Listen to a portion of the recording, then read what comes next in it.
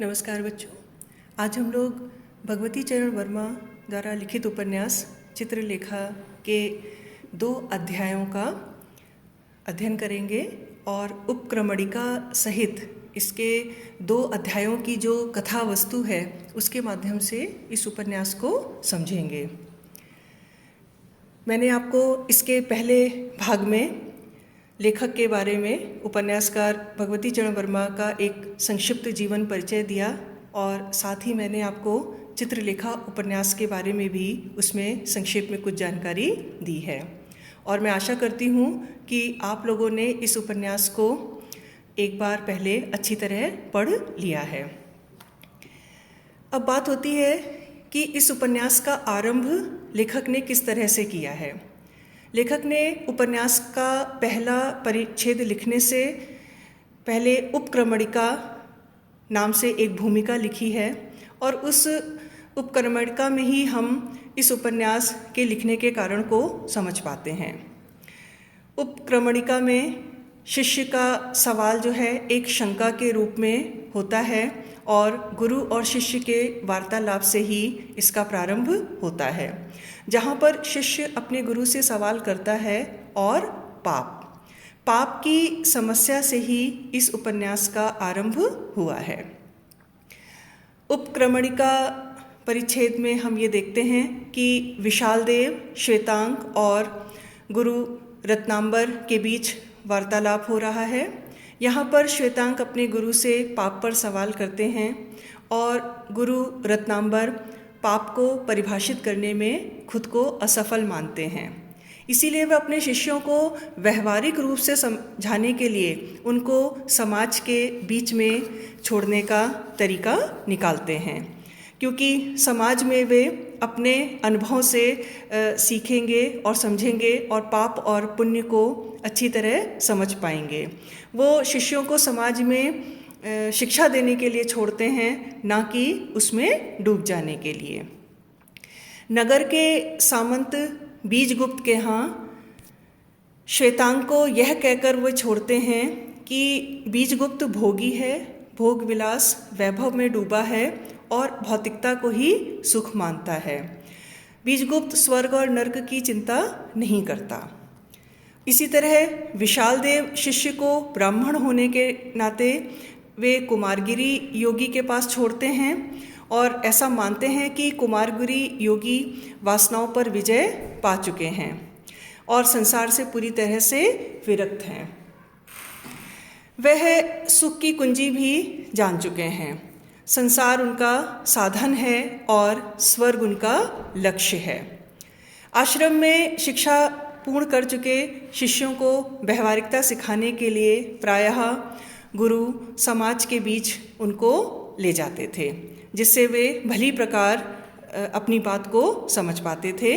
तो उपक्रमणिका में गुरु रत्नांबर अपने दोनों शिष्यों को अलग अलग स्थानों पर छोड़ते हैं, जिससे वे इस बात से भली भांति परिचित हो सकें। अब बात आती है पहले परिच्छेद की। बीजगुप्त और चित्रलेखा के परिचय से पहले परिच्छेद का प्रारंभ होता है। इस परिच्छेद में हम चित्रलेखा का जीवन परिचय भी जानेंगे और साथ में बीजगुप्त से किस प्रकार उसकी घनिष्ठता बढ़ती है वो इसी अध्याय में निहित है। और उनके गुरु श्वेतांक के गुरु जब उनको बीजगुप्त के पास छोड़ते हैं तो श्वेतांक चित्रलेखा के सौंदर्य को देखकर किस प्रकार भ्रमित हो जाता है या आश्चर्यचकित हो जाता है, उसका वर्णन भी इसी अध्याय के अंतर्गत किया गया है। बीजगुप्त और चित्रलेखा दोनों ही मदिरा और मस्ती में सुख मानते हैं। बीजगुप्त यहाँ पर चित्रलेखा से सवाल करता है कि यौवन का अंत क्या है। ऐसे भयानक प्रश्न को सुनकर सुंदरी चित्रलेखा गंभीर होती है और कहती है कि यौवन का अंत होने का अर्थ है जीवित मृत्यु। बीजगुप्त इस बात को नहीं मानता। वो कहता है कि यौवन का अंत मृत्यु में होगा नहीं। वह अस्वीकार कर देता है क्योंकि वह भूत और भविष्य के बजाय वर्तमान में जीने वाला है और मादकता और उन्माद में जीने वाली चित्रलेखा एक ब्राह्मण विधवा है। 18 वर्ष की आयु में विधवा हो जाने पर उसके जीवन में कृष्णादित्य नामक एक पुरुष प्रवेश करता है और उनका गुप्त प्रेम प्रकट हो जाने पर उन दोनों को घर से निकाल दिया जाता है। इसके उपरांत प्रेमी कृष्णादित्य और पुत्र की मृत्यु हो जाने पर उसे एक नर्तकी के घर में आश्रय मिलता है और इस तरह धीरे धीरे एक दिन वो पाटलिपुत्र की राजनर्तकी हो जाती है। बीजगुप्त का परिचय चित्रलेखा से नृत्य के दौरान ही होता है।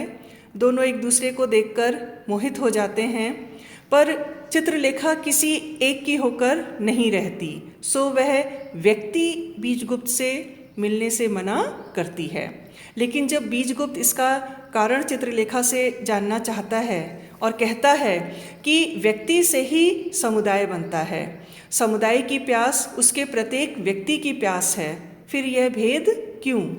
ऐसा वैचारिक जवाब सुनकर चित्रलेखा बहुत प्रभावित होती है और दोनों पति पत्नी की तरह रहने लगते हैं। उसी समय अर्धरात्रि को गुरु रत्नांबर बीजगुप्त के महल में आते हैं और बीजगुप्त से कहते हैं कि श्वेतांक पाप को जानने के लिए तुम्हारा दास बनकर, सेवक बनकर रहेगा। श्वेतांक की आंखें रात्रि के जगमगाते उस केली भवन में, उस आनंद भवन में चित्रलेखा के मादक सौंदर्य को देखकर चकाचौंध हो जाती हैं। श्वेतांक को न केवल चित्रलेखा को मदिरा का प्याला भर के देना है, अपितु अर्धरात्रि में उसे उसके भवन तक छोड़कर भी आना है। तो पहले परिच्छेद की कथा इस प्रकार है और मैं समझती हूँ कि इस तरह सरल तरीके से समझाने पर आप पहले परिच्छेद की कथा को समझ गए होंगे।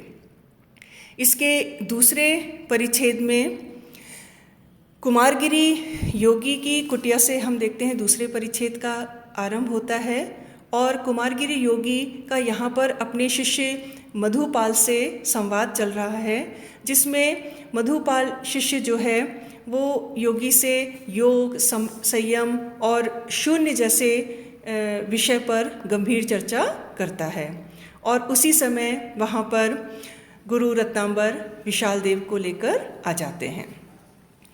इसकी कथा वस्तु इस प्रकार है कि योगी अपने शिष्य मधुपाल को संयम, लक्ष्य जैसे प्रश्न का जवाब देते हैं, लेकिन संसार को शून्य मानने से उनका शिष्य मधुपाल मना कर देता है। तब कुमारगिरी योगी शून्य के बारे में विस्तार से बताते हैं। योगी जिस समय आंखें बंद करता है उस समय एक अखंड शून्य रहता है। उसी शून्य में सुख दुख, अनुराग विराग, दिन रात, ब्रह्म और माया सबके सब लोप हो जाते हैं। जिसकी उत्पत्ति हुई है वह एक दिन सदा सदा के लिए शून्य में लीन हो जाता है। मधुपाल श्रद्धा से भर जाता है और उसी समय गुरु रत्नांबर विशाल देव को लेकर आते हैं। विशाल देव के पाप के बारे में जानने की बात को सुनकर योगी कुमारगिरी हंसते हैं और कहते हैं, मेरे साथ रहकर तुम्हें पाप का अनुभव नहीं हो सकेगा, क्योंकि मेरा क्षेत्र संयम और नियम का है, यहाँ पाप का क्या काम। हाँ, पुण्य देखकर पाप का पता तुम अवश्य लगा सकोगे। योगी विशाल देव को शिष्य ग्रहण करते हुए एक प्रश्न करते हैं और पूछते हैं, तुम जानते हो वासना क्या है? यह इच्छाओं का ही दूसरा नाम है। योगी बताते हैं, वासनाओं से प्रेरित होकर मनुष्य ईश्वरीय नियमों का उल्लंघन करता है, इसीलिए वासना त्याज्य है। तुम्हें भी मेरा शिष्य होकर वासना का त्याग करना होगा। विशाल देव वासना का हनन विधि और कर्म के प्रतिकूल मानता है। इस भ्रम का निवारण होने पर ही योगी के मार्ग पर चला जा सकता है। योगी कुमारगिरी विशाल देव पर नास्तिक गुरु का प्रभाव मानता है। वह ऐसे नास्तिक गुरु के प्रभाव को खत्म करना जरूरी समझता है। वह स्वयं को आस्तिक कहता है और उसे भी ब्रह्म को मानने के लिए कहता है। शिष्य के स्वीकार के बाद आश्वासन मिलता है कि उसे पाप से परिचय मिल जाएगा। यहाँ पर योगी कुमारगिरी गुरु रत्नांबर को नास्तिक मानते हैं और इसीलिए वो विशाल देव से कहते हैं कि तुम्हें भी ब्रह्म को स्वीकार करना होगा और वासना का त्याज करना होगा, और इसी आश्वासन पर वे उसे अपने शिष्य के रूप में ग्रहण करते हैं। मैं आशा करती हूँ बच्चों कि चित्रलेखा उपन्यास में उपक्रमणिका सहित इसके दोनों अध्याय, पहला और दूसरा, इसकी कथा वस्तु के माध्यम से आप इस उपन्यास को धीरे धीरे आगे समझते जाएंगे। धन्यवाद। इसके आगे की कथा इसके आगे के अंक में।